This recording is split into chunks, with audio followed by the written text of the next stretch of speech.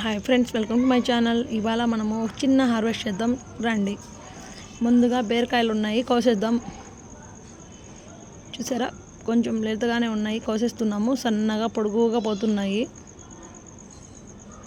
ఒక 4 ఉన్నాయండి, కోసేద్దాము. పక్కన కూడా ఒకటి ఉంది,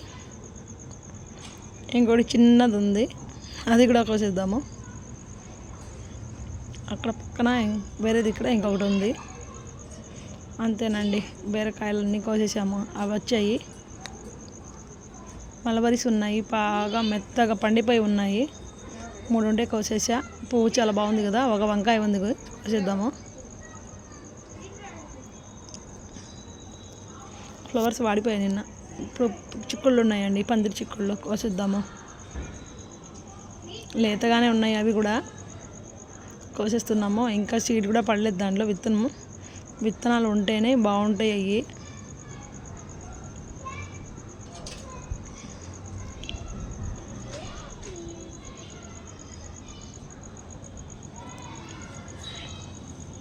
లేతగానే ఉండేవి కూర్చోండి. లేతగా ఉన్నప్పుడు కోసుకొని కూర వండుకుంటే చాలా టేస్టీగా ఉంటుంది. అది ముదిరిపోతే కొంచెం పీసులాగా వస్తుంది. అందుకని లేతగా ఉన్నప్పుడే కోసేస్తున్నాం అన్నీ. అక్కడ కూడా కొన్ని ఉన్నాయి.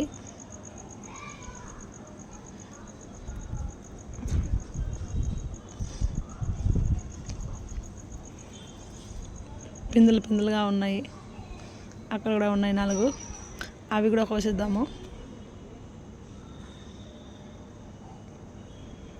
చిన్నవి మరీ సన్నగా ఉండేవి వదిలేసి కొంచెం పెద్దవి కోసేస్తున్నాము.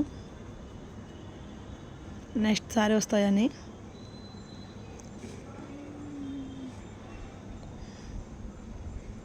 వారానికి ఒకసారి కోస్తూ ఉంటే వస్తాయండి అవి. చాలా ఈజీగా పెంచుకోవచ్చు దాన్ని కూడా. ఒకసారి వేసి వదిలేస్తే చాలు, 1 ఇయర్ వరకు క్రాప్ వస్తుంది. ఇప్పుడు కొన్ని పూలు ఉన్నాయి, కనకమరాలు కోసేద్దాము. ఎక్కువేం రాలేదు, ఇప్పుడే స్టార్ట్ అయ్యాయి, అందుకని కొద్దిగా ఉన్నాయి.